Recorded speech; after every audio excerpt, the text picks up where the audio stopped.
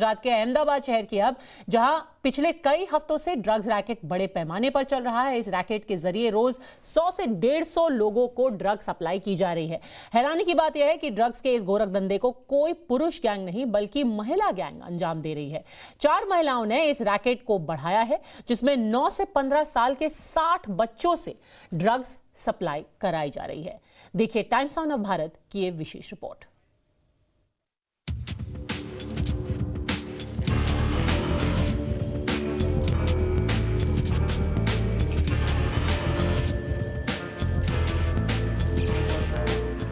नाम सुनते ही सबसे पहले दिमाग में आता है नशा। एक ऐसा नशा जो आपकी हंसती खिलखिलाती जिंदगी पर ग्रहण लगा देता है। ये एक ऐसा दलदल है जिसमें आप धीरे धीरे फंसते चले जाते हैं। हिंदुस्तान के कई बड़े शहरों में ड्रग्स की तस्करी धड़ल्ले से चल रही है और अब इस लिस्ट में गुजरात के अहमदाबाद का नाम भी शामिल हो गया है। पिछले कई दिनों से गुजरात के अंदर ड्रग्स रैकेट बड़े पैमाने पर फल फूल रहा है और इसे बढ़ाने का जिम्मा किसी पुरुष गैंग ने नहीं, 4 ड्रग्स माफिया क्वीन ने अपने हाथों में लिया है। अहमदाबाद की ये 4 ड्रग्स माफिया क्वीन है पंपो, शरीफा, मज्जो और सितारा। इन चारों में अहमदाबाद और आसपास के इलाकों में हर रोज 100 से 150 पैकेट ड्रग्स बेचने का एक बड़ा नेटवर्क बना लिया है। इन महिलाओं पर नशाबंदी, धमकी, वसूली और ड्रग्स बेचने के कई मामले पहले ही दर्ज हैं। जितने भी सोशल वाइसेस जिन्हें हम कहते हैं, तो चाहे वो ड्रग्स की परेशानी हो या प्रोहिबिशन की इशू हो, उनको लेकर पुलिस हमेशा सचेत और एक एक्टिव मोड में काम करती है। इस समय भी जैसे कुछ नाम सामने आए हैं, तारा, सितारा के नाम से या शरीफा के नाम से, जो ये दोनों जो लेडीज़ हैं बूटलेगर्स हैं, इनका एक क्रिमिनल रिकॉर्ड रहा है। हमारे रिकॉर्ड के हिसाब से कम इनके ऊपर 10 से 15 के करीब केसेस हैं प्रोहिबिशन के, और अलग अलग समय पर ये इन लोगों ने पासा में इनकी अटकायत भी हुई है, जहाँ पे ये 2 से 3 महीने तक पासा के अंदर रह के आए हैं। ड्रग सप्लाई को आराम से एक जगह से दूसरी जगह तक पहुंचाने और कानूनी कार्रवाई से बचने के लिए 9 से 15 साल तक के 60 बच्चों की फौज तैयार की है। टाइम्स नाउ ऑफ भारत की टीम इस ड्रग्स रैकेट के बारे में और ज्यादा जानने के लिए नारकोटिक्स कंट्रोल ब्यूरो के पूर्व वरिष्ठ अधिकारी मोहनिश भल्ला के पास पहुंची, जिन्होंने हमें बताया कि ड्रग्स की हेराफेरी में बच्चों का इस्तेमाल होना चिंता की बात है। धीरे धीरे ड्रग्स की सप्लाई करते हुए इन बच्चों को भी नशे की लत लग जाती है और फिर ये ड्रग्स माफिया गैंग से जुड़ जाते हैं। पहले तो बहुत दुखद है कि जब बच्चों को आप इस काम में यूज करते हैं, बच्चे, छोटे बच्चे, 10-12 साल का बच्चा, उसको यहाँ तो इतनी नॉलेज नहीं होती है इस चीज़ की, इसकी गहराई पता नहीं है उसको, इसकी वो क्या ऑफेंस कर रहा है उसको पता नहीं है। बट जो उसको यूज कर रहे हैं उनको पता है कि अगर ये छोटे बच्चे हैं, इनको तो ऐसे ही बिलो 18 है तो इनको इतनी सजा नहीं होगी, और बच्चों पे शक भी नहीं जाता, तो शायद इसीलिए ये बच्चों को इसमें यूज करते हैं। और इसी के साथ बच्चों के साथ एक और प्रॉब्लम जो हम नोट कर रहे हैं कि ये बच्चे भी धीरे धीरे एडिक्ट हो जाते हैं, क्योंकि जो चीज़ वो बेचता है उसको लगता है ये चीज़ में कुछ खास है, तो वो भी टेस्ट करने लग जाता है और धीरे धीरे बच्चे भी एडिक्ट हो जाते हैं। ये चारों इस बात को अच्छी तरह से जानती हैं कि ड्रग्स बेचने में अगर बच्चों का इस्तेमाल करेंगे तो पकड़े जाने पर पुलिस कोई केस नहीं दर्ज करेगी। बच्चों की उम्र कम होने की वजह से जल्द बाल सुधार गृह केंद्र से बाहर आ जाएंगे। बच्चों को जिस तरह से इन चारों ड्रग माफिया क्वीनों ने ड्रग पेडलर बना दिया, वो आने वाले समय के लिए खतरे की घंटी है। शाहिद कपूर के उड़ता पंजाब से लेकर रणवीर सिंह की सिम्बा तक में ड्रग्स रैकेट का काला खेल दिखाया गया है।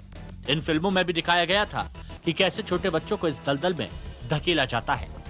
एमडी में, जिसमें आप ईबी बोलते हैं या आप उसको मॉली बोलते हैं, उसके बड़े नाम हैं, ठीक है, इसको इतनी स्मॉल क्वांटिटी में यूज किया जाता है, तो वो क्वांटिटी कुछ मिलीग्राम्स में होती है। सपोज 40 मिलीग्राम, 50 मिलीग्राम, 100 मिलीग्राम, वो आपको कभी पकड़ा ही नहीं जाएगा, इतना छोटी क्वांटिटी है। इसीलिए वो छोटा लड़के कहीं जाके 4 लड़के दे आएंगे कहीं, किसी को पता नहीं, किसी की पान की दुकान पे कोई खड़ा होगा साथ में उसको पकड़ा देंगे तो पता नहीं लगेगा।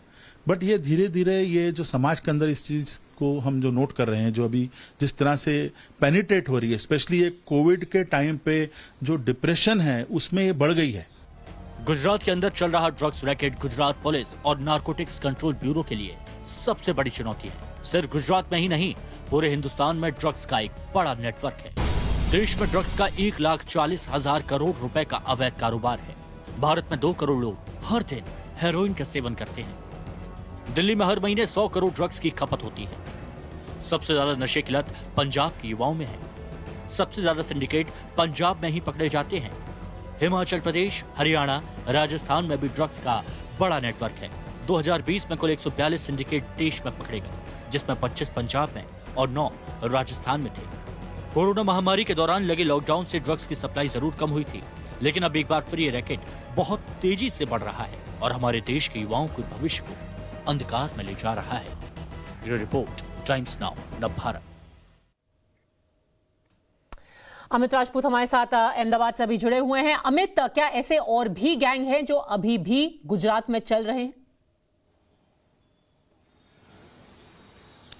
बिल्कुल पद्मजा जी, अहमदाबाद और गुजरात के अंदर इस तरह की और भी बहुत सारी गैंग हैं जो वो अभी भी एक्टिव हैं।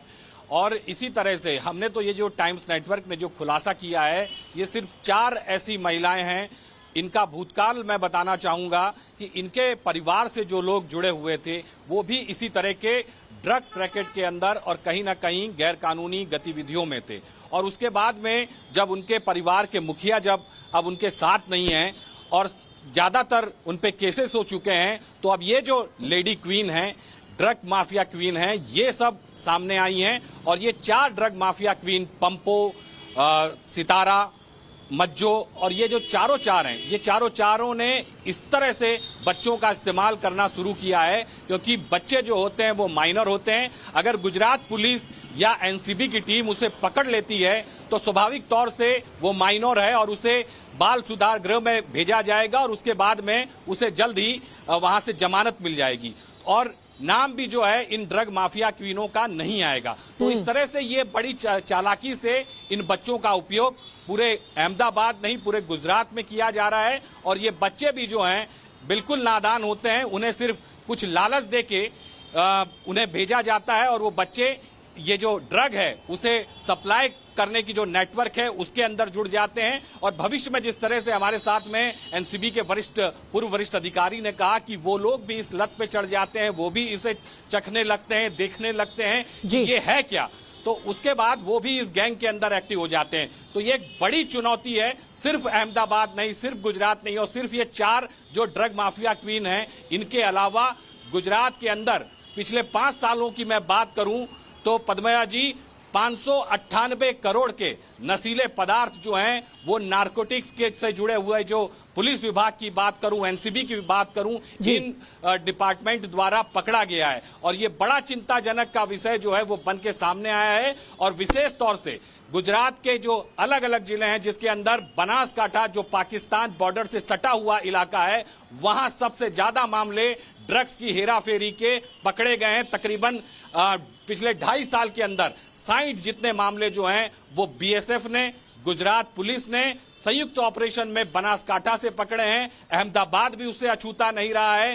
राजकोट की हम बात करें तो वो भी उससे अछूता नहीं रहा है। सूरत भी उसमें जुड़ा हुआ है। तो जिस तरह से ये नेटवर्क चलाया जा रहा है, पहले भूतकाल में देखा जाता था कि पंजाब, राजस्थान जैसे राज्यों का उपयोग किया जाता था, लेकिन अब ये जितने भी ड्रग माफिया हैं, जितने भी ड्रग डीलर हैं, ये गुजरात को टारगेट कर रहे हैं और गुजरात के अंदर इस तरह की गतिविधियां जो हैं वो बहुत बढ़ रही हैं। और उस पर हालांकि police, NCB, coast guard, Gujarat ATS, marine commandos जो हैं वो लगातार इन तरह के केसेस जो हैं पकड़ रहे हैं, लेकिन चिंता का जो विषय है वो अभी भी बरकरार है। पद्मजा जी, सारी जानकारी के लिए आपका एक बार फिर से अमित राजपूत बहुत बहुत धन्यवाद। अब एक नजर डालते हैं इस वक्त